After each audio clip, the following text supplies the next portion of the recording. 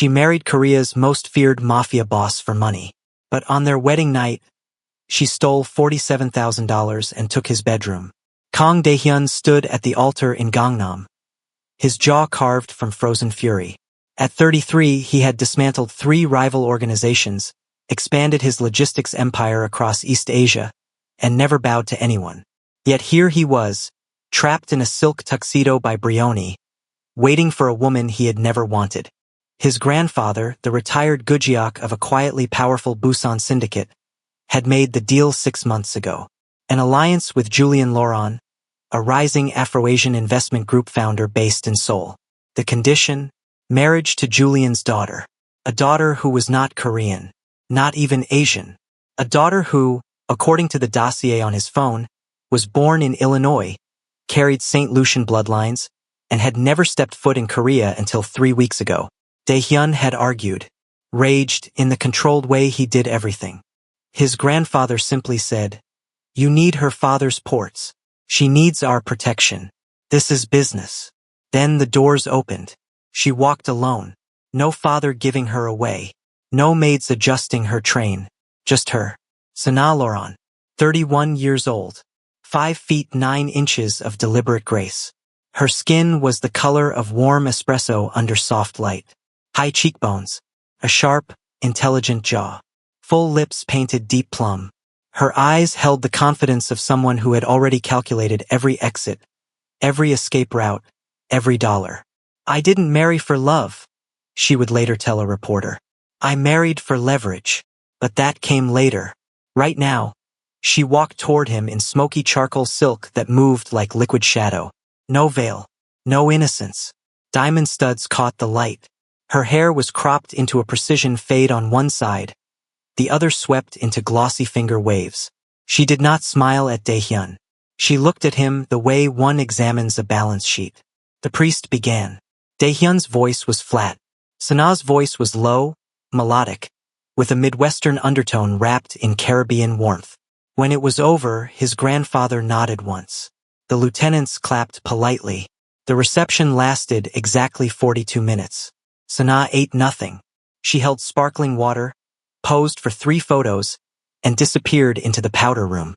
When she emerged, her clutch was fuller. Dae-hyun later learned she had slipped the wedding cash gifts into her bag. $47,000 in crisp bills, before the cake was cut.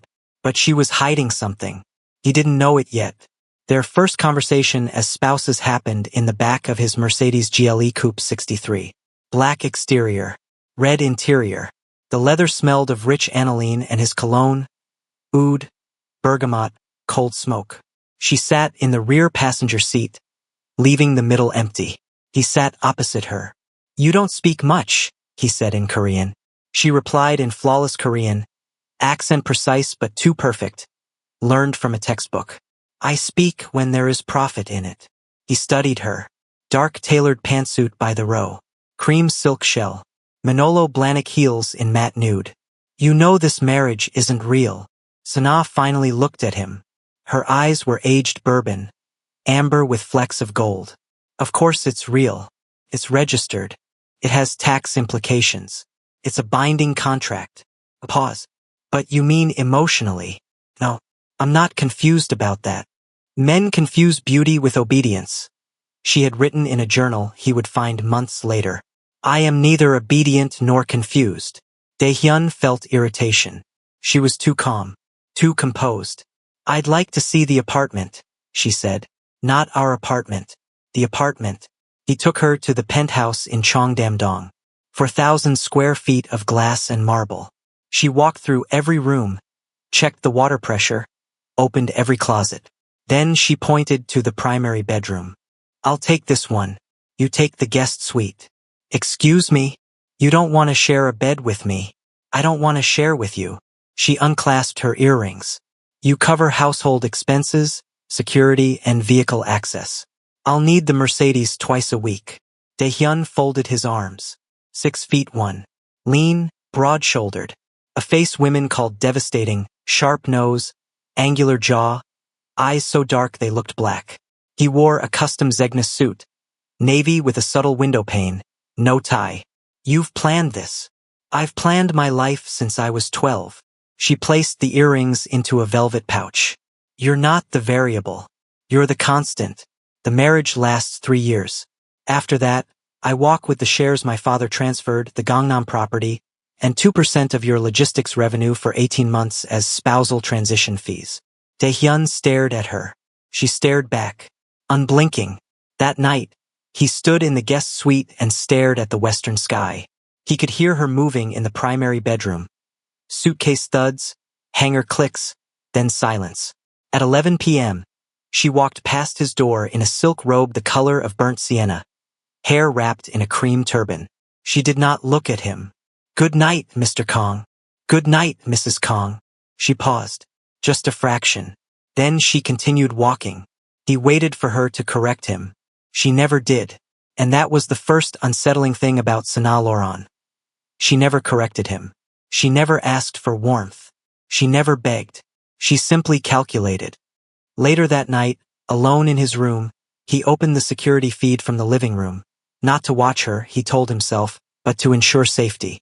She sat on the terrace, phone to her ear, speaking English. "He doesn't suspect anything," she said. 3 years. Then I'm gone. A pause. "Yes, I know he's handsome. That's not the point. The point is the money." She laughed softly. "If I wanted softness, I'd buy pillows." She hung up. Dae-hyun closed the feed. He felt nothing. Or so he told himself. But he didn't sleep. 3 months passed. Dae-hyun learned to exist in the same space as his wife without speaking to her for days. She woke at 6 a.m., did yoga in the living room, Lululemon Aligns and a cashmere hoodie, then disappeared into her office, a converted den filled with a Herman Miller chair, dual monitors, and a whiteboard covered in flowcharts. She didn't work for her father. She worked for herself. Sana Loran was building a luxury import brand focused on Korean skincare, adapted for melanin-rich skin. Lab partner in Cheonan. Packaging designer in Milan.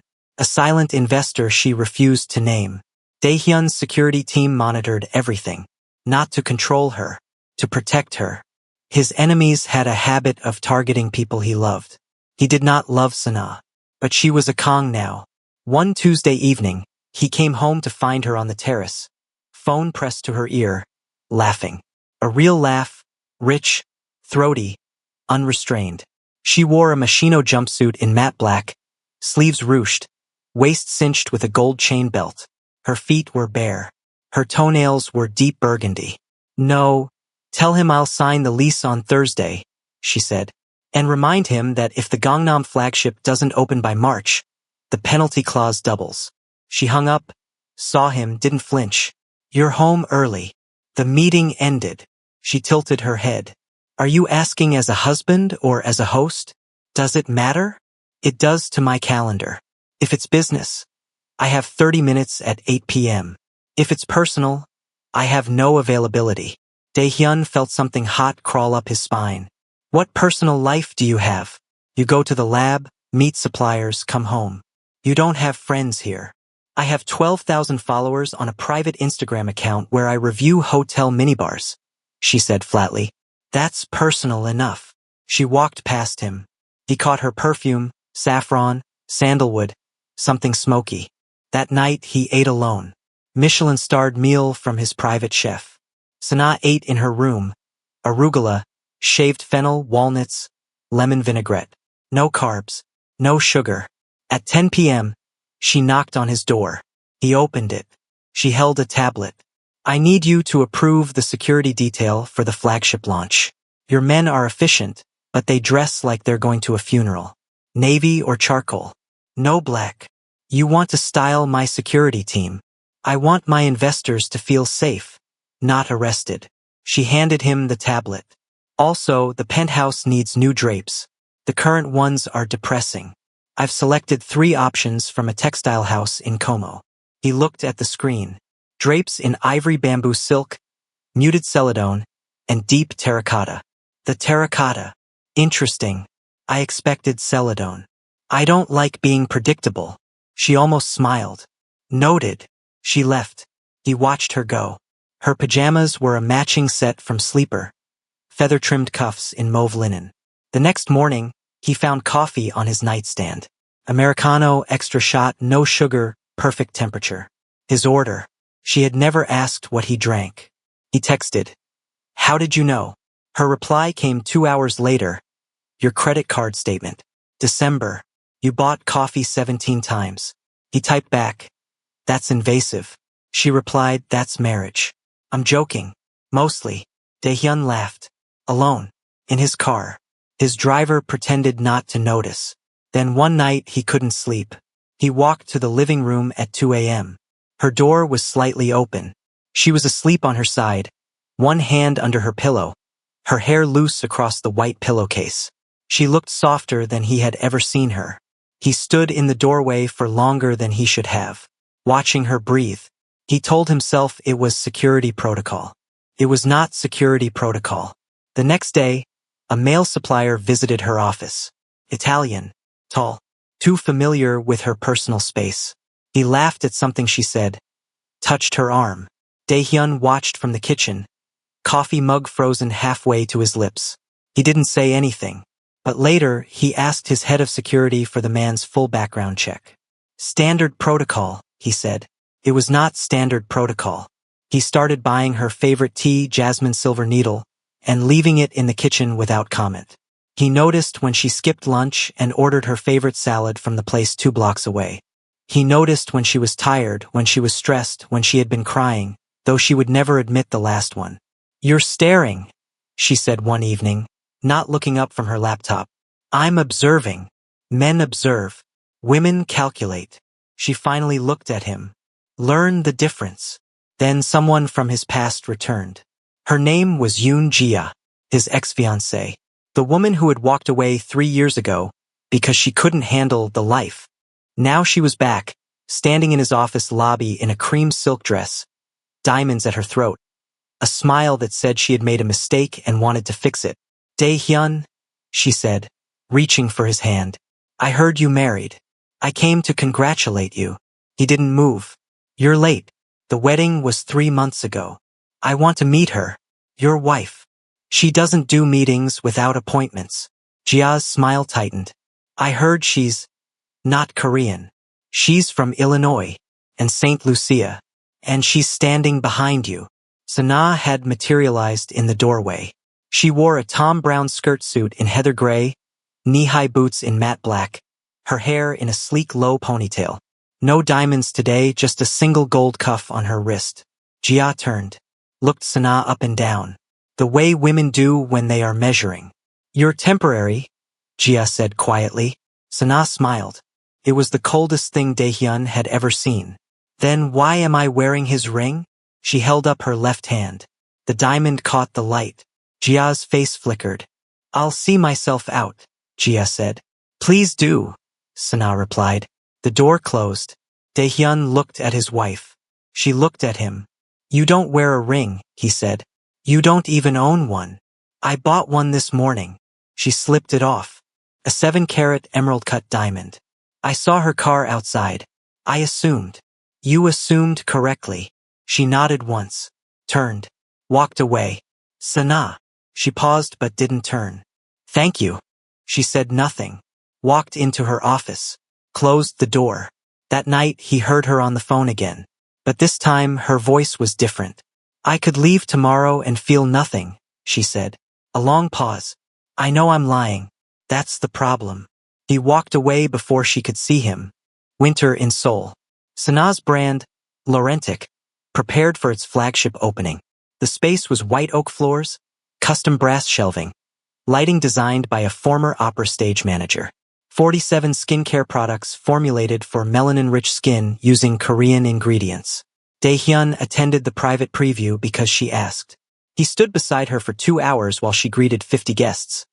Editors, buyers, influencers, and her silent investor, a Nigerian-Korean venture capitalist named Imani Chai, who hugged Sana like a sister. Sana wore a gown by Christopher John Rogers, violet and ochre, a cape sleeve that swept the floor. Her hair was a high puff. Her earrings were sculptural gold hoops. She glowed. The launch was a triumph. Orders came faster than the lab could fill. By midnight, the champagne was gone, and Sana stood alone in her empty flagship. Daehyun approached. Congratulations. Thank you. You're not celebrating. I'm planning. She turned. Your cousin, Kang Suk-jin. He met with my father. Offered to buy my shares for 40% below market value. His blood cooled. That's impossible. Suk-jin doesn't have that capital. He does if he's partnered with someone. She pulled up a file on her phone. Someone who wants to hurt you. The name on the screen. Hwang Jin-sol. Former partner. Former friend. The man who had tried to kill Daehyun 5 years ago. He's back, Daehyun said. He's been back for 6 months. And he's bankrolling Suk-jin to take everything. Your business. Your marriage. Your grandfather's legacy. We don't have a real marriage. She looked at him. He doesn't know that. And if he finds out, he'll use it. Publicly. Your grandfather's reputation. Your stock. My brand. All tied to a sham wedding. What do you propose? We make it real. The words hung in the air. Not that kind of real, she said quickly, though color rose up her neck. Real in perception. Public appearances. Joint Instagram. We need to be seen as united. You want to pretend to be in love.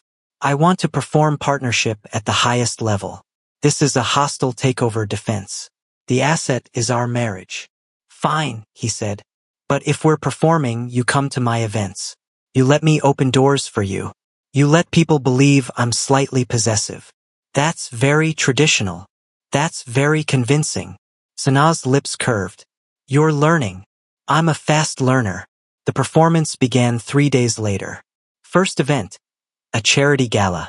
She wore saffron silk with dramatic asymmetry. He wore black velvet Tom Ford. His hand on her back. Her leaning in. Photographers erupted. Headlines. Mafia boss and his beautiful wife stun, and who is Sana Laurent? She showed him the articles over breakfast. She had made him eggs scrambled, soft, perfect. You're learning too, he said. I'm adapting. There's a difference. Then everything exploded. Suk-jin made his move. A leaked document claimed the marriage was a financial transaction. Anonymous sources confirmed Sana had never lived with her husband. Stock dipped. Investors panicked. Hwang Jin-sol's name appeared in 3 separate reports. Daehyun came home to find Sana pacing the living room. Phone in hand, her face tight. We need to do something, she said. I'm handling it. Handling it how? I have men. Men with guns don't fix public relations. He stepped closer. What do you suggest? She stopped pacing. Looked at him. We do a live interview. Together. Tonight. Absolutely not. Then you lose everything. Your grandfather built this family for 80 years. Are you going to let Hwang destroy it because you're afraid of a camera? He stared at her. She stared back. Fine, he said. Tonight. The interview was scheduled for 9 p.m. A respected journalist. Soft lighting. A studio designed to feel like a living room. Sana wore a cream Ralph Lauren cashmere sweater and tailored navy trousers. Minimal makeup. Her hair natural curled around her face. She looked like a woman who had nothing to hide. Daehyun wore a simple charcoal sweater. No jacket. No tie. Human. Approachable. The journalist asked, Is your marriage real? Sana reached over and took Daehyun's hand. His fingers closed around hers. Everything with you feels calculated. He had said to her 2 hours before the interview in the car. She had replied, Because loving men like you is dangerous. Then she had left the car, walked into the studio, and now she was holding his hand on live television. This marriage, Sana said, looking directly into the camera, is the most real thing I've ever done. Daehyun squeezed her hand. My wife, he said, is the only person who has ever looked at me and seen nothing to fear. The journalist smiled. The segment went viral. Stock recovered within 48 hours. But that night, after the cameras were gone, they had their first real argument. Everything with you feels calculated, he said again, back in the penthouse. No cameras. No performance. Because it is calculated, she snapped. I calculate everything. That's how I survived. That's how I got here. That's how I built my company while you were busy pretending I didn't exist. I never pretended. You ignored me for 3 months. Because you told me to. I told you to because I didn't trust you. They stood facing each other, breathing hard. The terracotta drapes were still. The city lights blinked outside. Why don't you trust me? He asked. Because trusting men like you is how women like me get hurt. Men like me. Dangerous men. Powerful men. Men who can destroy everything with one phone call. I would never. You don't know that. Her voice cracked. The first crack he had ever heard. You don't know what you would do if someone threatened your empire. You don't know if you'd choose me or your legacy. He stepped closer. I would choose you. Stop. I would choose you, Sana. Stop looking at me like that. Like what? She whispered. Like I already belong to you. He cupped her face. You don't belong to me. You never have. I belong to you. Then he kissed her. It was not gentle. It was not careful. It was 3 months of coffee and terracotta drapes and watching her sleep and pretending not to care. It was her laugh and his silence. It was the smell of saffron and the taste of her lipstick. She pulled back, gasping. We shouldn't. We should. This is dangerous. Everything worth having is dangerous. He kissed her again. She melted, just for a second. Then she pushed him away. No, she said. Not like this. Not after a fight. Not because we're angry and scared. Then when? When we're sure. I'm sure. You're not. She touched his cheek. And neither am I. But I want to be. She walked to her bedroom. Paused at the door. Good night, Daehyun. Good night, Sana. She disappeared. He stood in the living room, alone, and realized he had never been more certain of anything in his life. February brought Lunar New Year. 3 days of rituals, feasts, and forced proximity with Kong relatives who smiled with their teeth but not their eyes. Sana prepared like a general. She studied the family tree, learned the proper bow, memorized the exact respect to show Grandfather Kong. The family home was a traditional hanok in Bukshan. Grandfather Kong, 87, sharp-eyed, still terrifying, greeted them at the gate. She bowed. Perfect angle. You wear hanbok well, he said. She had chosen a jiagari in deep plum silk, the chima skirt in cream with peony embroidery. Her hair was parted low and held with a sterling pin. Thank you, grandfather. Your home is beautiful. He grunted, but his eyes softened. The first day passed smoothly. The second day brought Jia. Daehyun's ex-fiancée had been invited by an aunt who didn't know it would be awkward. Jia arrived in a burgundy dress, hair in elaborate waves, diamonds at her ears. She smiled at Sana with the warmth of a winter storm. You look comfortable, Jia said, for someone so out of place. Sana smiled back. I'm from Illinois. We know how to make ourselves comfortable anywhere. You're not from here. You'll never be from here. I don't need to be from here. I just need to be here. Jia leaned closer. He'll tire of you. He tired of me. He tires of everyone. Sana tilted her head. Then why are you here? Why come back if he tired of you? Jia's smile flickered. She walked away. Later, Sana overheard the aunts in the kitchen. They spoke in Korean, fast and low, thinking she couldn't understand. Foreign bride. What did grandfather expect? Beautiful but not our kind. She'll never bear proper Korean children. Sana stood in the hallway, frozen. The words landed like small stones. She had heard worse.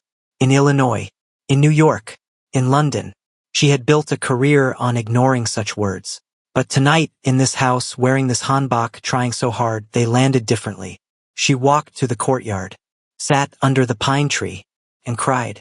Not loud, not dramatic, just silent tears that slid down her cheeks and disappeared into the silk of her collar. She heard footsteps. Daehyun. He sat beside her, said nothing, just sat. They said I'll never be one of you, she whispered. They're wrong. They're not wrong. I'm not Korean. I'll never be Korean. You're Kong. He took her hand. That's more important. She laughed bitterly. You didn't want this marriage. I didn't want an arranged marriage. I want you. You want the performance. I want the woman who stole $47,000 on her wedding night and took my bedroom. He squeezed her hand. I want the woman who built a company while I ignored her. I want the woman who faced my ex-fiancé and didn't blink. Sana wiped her eyes. I blinked. Just now. In the hallway. I know. He pulled her closer. But you're still here. Yes. Why? She looked at him. His dark eyes. His sharp jaw. The man who had terrified Korea and softened only for her. Because you're here. Grandfather Kong found them like that. Sitting under the pine tree, her head on his shoulder, his arm around her. The old man smiled. Walked back inside without a word. That night, Daehyun asked her to stay in his room. Not for anything physical. Just to sleep. She lay on one side of the bed. He lay on the other. The space between them was filled with everything unsaid. I could leave tomorrow, she said quietly, and feel nothing. He turned to look at her. Could you? A long silence. No, she whispered. That's the problem. He reached across the space between them, took her hand. Then don't leave. I had another fiancé, she said. In America, before I came here. Daehyun's hand tightened. What? His name was Michael. We were together for 2 years. He proposed. I said yes. She stared at the ceiling. Then my father told me about this deal. About the ports. About the money. I broke off the engagement 3 days before the wedding. Why are you telling me this? Because you deserve to know. Because I came here as a liar and a fraud. Because I pretended to be cold and calculating when really I was just... Her voice broke. Scared. Scared of what? Scared of needing anyone. Scared of loving anyone. Scared of ending up like my mother. Loving someone so much that when they died, she had nothing left. Daehyun shifted closer. Your mother loved your father. She loved him too much. When she got sick, she didn't tell him for 6 months because she didn't want to burden him. She died alone in a hospital room while he was at a business meeting. That won't happen to you. You don't know that. I know that I would burn every meeting, every contract, every port for you. He touched her face. I know that I would choose you, every time. No hesitation. She turned to look at him, tears on her cheeks. You don't even know me. I know you take your coffee black. I know you cry alone. I know you pretend to be cold because being soft hurt you once. He wiped her tears. I know you love me, even though you won't say it. She kissed him. Soft, slow, confession. When they pulled apart, she said, I love you. I didn't want to. I fought it. But I love you. He pulled her close. I love you too. I've loved you since you walked down that aisle and didn't smile. They slept, wrapped in each other. The space between them gone. Spring arrived. Cherry blossoms exploded along the streets. Sana's flagship celebrated 3 months with revenues that exceeded every projection. She had done it alone. No help from her father. No investment from Daehyun. Just her brain, her work ethic, and a skincare line that had become a cult favorite. Daehyun watched her success with something he had never felt. Humility. He had spent his life surrounded by people who needed him. Sana needed nothing. She stayed because she wanted to. Then Hwang Jinsol made his final move. He kidnapped Grandfather Kong. Not for ransom. For humiliation. He wanted Daehyun to crawl. To beg. To surrender everything in exchange for the old man's life. Daehyun stood in his war room. A soundproofed space beneath the penthouse. Surrounded by lieutenants. Maps on the wall. Weapons on the table. Men waiting for orders. I want every location, he said. Every safe house. Every warehouse. I want Hwang found within the hour. His head of security nodded. We have 12 possible locations. That's too many. Sana walked in. She wore a black Balenciaga blazer over a white tee, black trousers, combat boots. Her hair was pulled back. No makeup.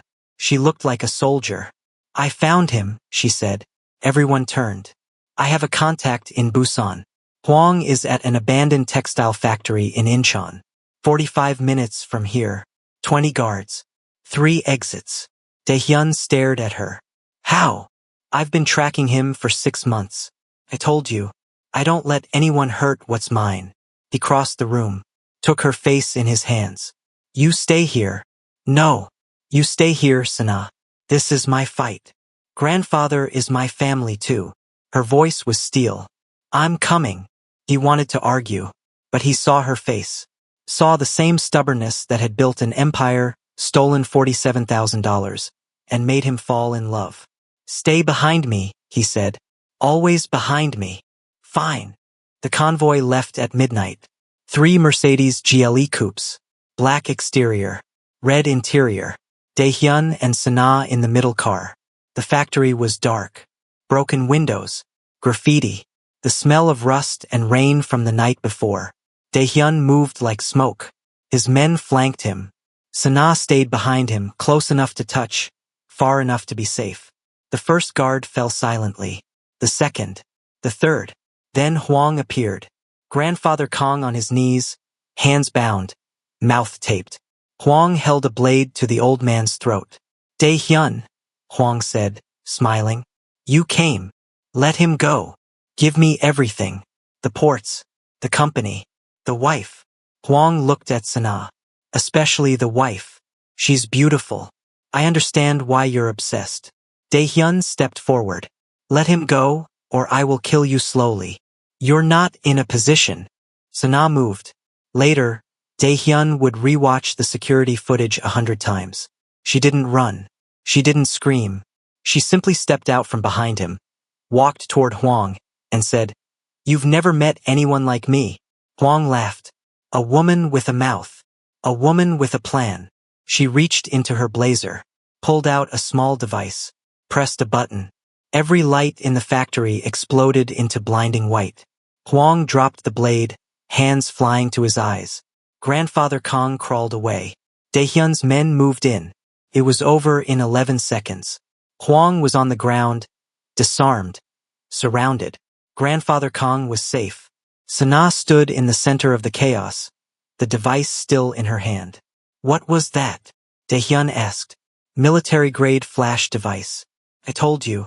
My security team is former special ops. You brought a flash bomb to a hostage rescue. I brought insurance to a hostage rescue. She slipped the device back into her blazer. Grandfather, are you hurt? The old man looked at her. His eyes were wet. You came for me. Your family. He pulled her into a hug. Sana stiffened, then melted. Just for a second. Daehyun watched, and fell in love all over again. 3 years later, the penthouse in Cheongdam-dong was no longer cold. The terracotta drapes had been joined by family photos. Sana and Daehyun on a beach in St. Lucia. His grandfather holding their daughter, Yuri, named for the Korean word for glass because she was transparent in her wants. Laurentic had expanded to Tokyo, Singapore, and New York. Sana was on the cover of Forbes Korea. Daehyun's logistics empire had gone legitimate, shipping pharmaceuticals and medical supplies. No questions asked, because power meant nothing without peace. They renewed their vows on the terrace, under the same sky where they had first held hands. Sana wore a Vera Wang gown in champagne silk, simple and devastating. Her hair was loose and curly, her feet bare. Daehyun wore a cream linen suit, no tie. The first time I married you, he said, looking into her eyes, I had no choice. Today I choose you in front of the world. Not because of a contract. Not because of ports or money or family. Because you are the only person who has ever seen me. All of me. And stayed. Sana's eyes filled with tears. The first time I married you, I planned to leave. I calculated every dollar. Every exit. I thought I was marrying a monster. Instead, I married a man who learns his wife's coffee order. Who notices when she cries alone. Who chooses her over power. She squeezed his hands. You chose me, Daehyun, and I choose you. Today. Tomorrow. Always. Their daughter, Yuri, now too, toddled down the makeshift aisle with flower petals, most of which ended up in her hair. Grandfather Kong wept openly. Hey loves, this story teaches us that not all beginnings are built on love or honesty, but when people choose to see, understand, and fight for each other, beyond fear, pride, and power, even the most calculated relationships can transform into real connection. Thank you so much for watching. Kindly like and subscribe.